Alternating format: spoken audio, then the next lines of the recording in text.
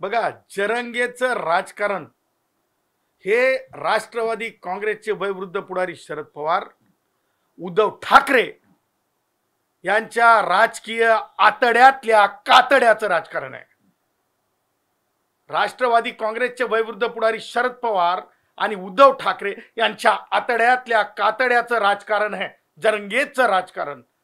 त्याच्यामुळं ज्या आंदोलनाला पारदर्शकता नसते, जे बघा का म्हणतोय मी, तर शरद पवार हे सगळ्यात अगोदर वायुगतीनं कुठे गेले होते? आंतरवलीला गेले होते.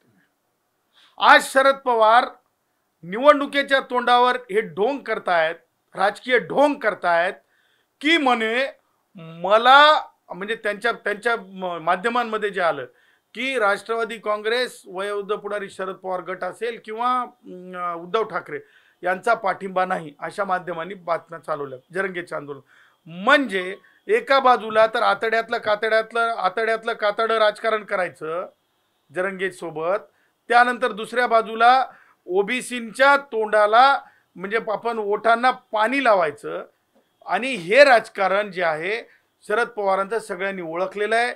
तुम्हाला सांगतो, शरद पवारांचं दुटप्पी राजकारण असतंय. ज्या नागपुरातून शरद पवार गेले होते, राष्ट्रवादी काँग्रेसचे वयोवृद्ध पुढारी, काय ती यात्रा काढली होती त्यांनी, काय आता परवा जी एक नागपूरवरून निघाली ना, ती मंडल यात्रा काढली होती, हा ओबीसी मंडल यात्रा काढली होती. त्याच नागपुरामध्ये ज्यावेळेस आमचे गोवारींचे म्हणजे जीव गेले, त्यावेळेस शरद पवार कुठं होते? ह्या सगळ्या गोष्टी ज्या आहेत शरद पवारांच्या राजकारण बिघाडो फॉर्म्युल्याचं लक्षण आहे. जरांगे म्हणतात मराठाचं आरक्षण घेतलं की मी परतणार नाही.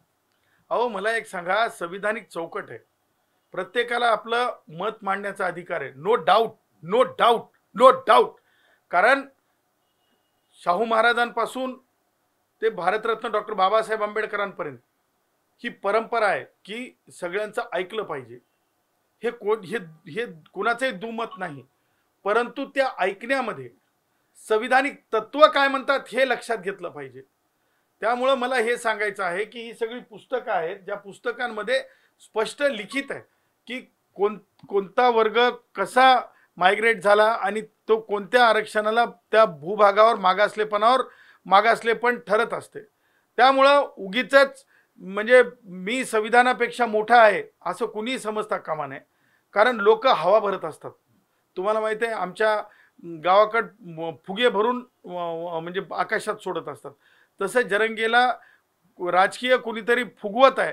आणि बॉम्बेमध्ये, मुंबईमध्ये गणपती बाप्पाच्या म्हणजे हे काय म्हणतो श्रद्धेच्या महिन्यामध्ये तिथे उत्सवामध्ये कुणीतरी हे ठरवून पाठवत आहे. आणि मला असं वाटतंय की ह्या बाबीवर आम्ही गांभीर्याने विचार करत आहोत. बॉम्बे आहे, लालबागचा राजा, अत्यंत जगामध्ये म्हणजे श्रद्धेनं लोक येत असतात. आणि ते एक दोन नाही तर करोडो लोक मुंबईत येत असतात, बॉम्बेमध्ये येत असतात. सर्वधर्मीय लोकांचा लालबागच्या राजावर खूप मोठा विश्वास आहे. आणि त्याचबरोबर इतरही म्हणजे गणपती बाप्पा आहेत खास करून बॉम्बेमध्ये, लालबाग असेल, परळ असेल किंवा दादर असेल, या भागामध्ये ज्या गणपती बाप्पांना आपण नवसाचे गणपती बाप्पा म्हणतो. आणि त्यामुळे मला असं वाटतं की हे ठरवून केले गेलेलं बाबी आहेत. या बाबीचा आम्ही वेगवेगळ्या स्तरावरून विचार करत आहोत. आणि जरंगेंच्या येण्यामध्ये ज्या प्रकारे जरंगे घुसो म्हणतायत, ज्या प्रकारे करोडो लोक आणू, ज्या प्रकारे जाम होईल बॉम्बे, ह्या सगळ्या गोष्टी जे बोलत आहेत ह्याच्यावर सांगोपांग कायदेशीर विचार करून उद्यापर्यंत जरंगेच्या या बाबीबाबत आम्ही आमचं अंतिम मत तयार करू आणि कायदेशीर पावलं उचलू, हे आम्ही आज तुम्हाला डंके की चोट पे सांगत आहोत. कबूतर खाना हटाव ही मोहीम सध्या चालू आहे. दादर मध्ये स्थानिक त्याच्या विरोधात आहे. राज ठाकरेंनी पण त्यांना समर्थन दिलंय. माणसं जगायला पाहिजेत की कबूतर जगायला पाहिजेत अशी त्याची भूमिका आहे. बघा, राज ठाकरेचं राजकारण पालिकेच्या निवडणुकीवरलं गल्लीचं राजकारण आहे. त्याच्यामुळं राज ठाकरे दादर महानगरपालिकेच्या प्रभागाच्या मतदानासाठी मला असं वाटतं की राज ठाकरेंनी सन्माननीय उच्च न्यायालयाने एका स्टडीचा आधार घ्यायला सांगितला आहे आणि त्यानंतर सर्वांकष निर्णय होणार आहे. त्या अगोदर कुणीही उतावळेपणा करू नये.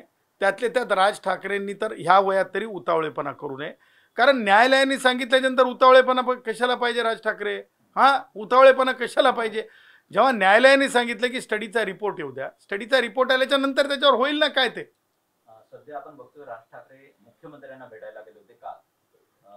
ठाकरे बंधूंच्या मनोमिलनाची चर्चा आहे, एकत्र मेळावा झालाय, पण जेव्हा मुख्यमंत्र्यांना राज ठाकरे भेटतात तर माध्यमांमध्ये चर्चा होते.